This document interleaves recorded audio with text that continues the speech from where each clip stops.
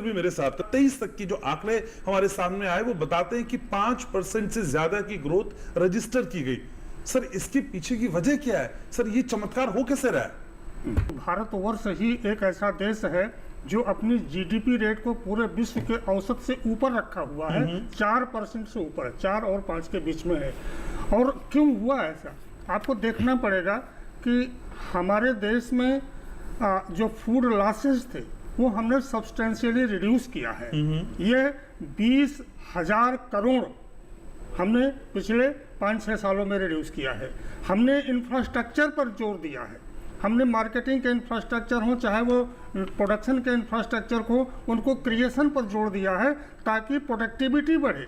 ये सत्य है कि हमारे देश की प्रोडक्टिविटी बढ़ाने के अभी बहुत से अवसर बाकी हैं, बहुत से स्कोप है। उदाहरणार्थ कि अभी देखें तो अगर चावल की, धान की हम बात करें तो सबसे ज़्यादा प्रोडक्टिविटी पंजाब राज्य में है, जो करीब करीब 43 कुंतल प्रति हेक्टेयर है।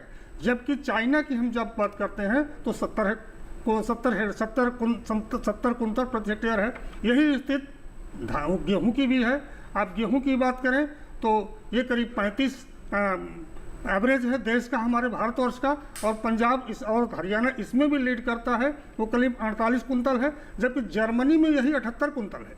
तो हम प्रोडक्टिविटी की तरफ भी बढ़ रहे हैं। इसका एक उदाहरण के रूप में मैं समझाना चाहूँगा कि जब हमारा देश आज़ाद हुआ, प्रथम प्लान आया 51 में, तो हमारे देश का खाद्यान्न उत्पादन 51 मिलियन मेट्रिक टन था। आज वो 329 रिकॉर्ड हो गया है। 51 मिलियन मीट्रिक टन से 329 मिलियन मेट्रिक टन हो गया है। कमाल है सर। और ध्यान यहाँ ये विशेष रूप में देने की बात है कि हमारा पॉपुलेशन का ग्रोथ क्या रहा है। हमारा इस दौरान पॉपुलेशन 4 टाइम बढ़ा है, 4.25 टाइम। उस समय 36 करोड़ की आबादी थी, आज 144 करोड़ की आबादी हो गई है। लेकिन हमारा food grain production 6.23 times increase किया है। यही चीज तिलहन पर भी है। और फल सब्जियों की जहां तक बात है, जो हम नंबर 1 पे पहुंच रहे हैं लगभग वो जो है 10 गुना बढ़ा है। गन्ने का उत्पादन देखें तो हम 10 गुना बढ़े हैं। तो हम ऐसा सरप्लस किए हैं। आज के डेट में 52.2 US बिलियन डॉलर हम पैसा ला रहे हैं अपनी कमोडिटी को एक्सपोर्ट करने के बाद। तो देख रहे हैं कि हमारा शेयर क्या है। हमारा 12% पूरे वर्ल्ड के जो एक्सपोर्ट की इकोनॉमी है उसमें हम 12.02% है। तो अभी और स्कोप है। स्कोप इसलिए है कि हम ये कहते हैं कि हमारा 18.18% जो है टोटल कंट्रीब्यूशन है हमारी जीडीपी, कंट्री की जीडीपी में। और 12% हम क्या कर रहे हैं, एक्सपोर्ट कर रहे हैं। इसमें 6% का गैप है। हम 6% और जा करके हम क्या करेंगे कि पूरा का पूरा पैसा इधर लाएंगे। और क्या है कि हमारा इकोनॉमी जो अभी टॉप पे है वो कहीं ना कहीं हम और बेटर इसमें 5% के ऊपर। सुरेंद्र सर, मैं ये समझना चाह रहा था, जहां विश्व में कई देश हैं जो कृषि के क्षेत्र में वो रफ्तार नहीं पकड़ पाए हैं जो पिछले 10 सालों में हमने पकड़ी है, और वो सो कॉल्ड देश अपने को विकसित देशों में शुमार करते हैं, अपनी बहुत सारी बातें ऐसी कहते हैं अंतर्राष्ट्रीय मंच पे जिससे लगता है कि भाई सुर्ख आपके पर लगे हुए उनमें, लेकिन फिर भी भारत ने झंडे गाड़े हुए हैं। सर इसके पीछे की वजह क्या है?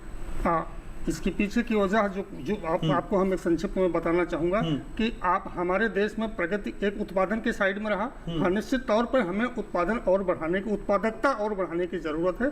दूसरा, आप फूड प्रोसेसिंग की बात करें कि पूरा मैन्युफैक्चरिंग जो ऑर्गेनाइज्ड मैन्युफैक्चरिंग सेक्टर का है, आज की डेट में 12% हम उसमें एम्प्लॉयमेंट दे रहे हैं, टोटल एम्प्लॉयमेंट का। और उसके एम्प्लॉयमेंट 12% के एग्रीकल्चर सेक्टर में 23 हम प्रोसेसिंग से दे रहे हैं। मतलब कि प्रोसेसिंग हमारा एक राइजिंग सेक्टर हो गया है। प्रोसेसिंग के क्षेत्र में हम बढ़ते जा रहे हैं।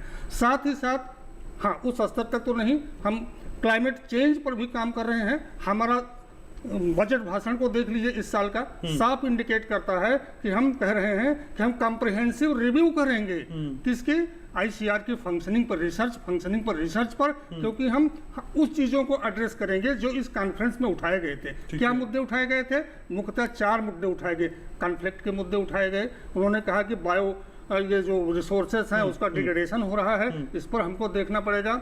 हमारा क्या है, क्लाइमेट चेंज। हम अगर हम ऐसी वैरायटी नहीं लाएंगे जो क्लाइमेट को सूट करेगी, तो कभी ज़्यादा बारिश हो रही, कभी ज़्यादा कम बारिश हो रही, कभी गर्मी हो रही, कभी गर्मी नहीं हो रही है, तो उधर की तरफ अभी हम जा रहे हैं। तो हम इन समस्त क्षेत्रों को लेकर आगे चल रहे हैं, जिसका मुख्य कारण है कि हम जीडीपी पूरे वर्ल्ड एवरेज से ऊपर है।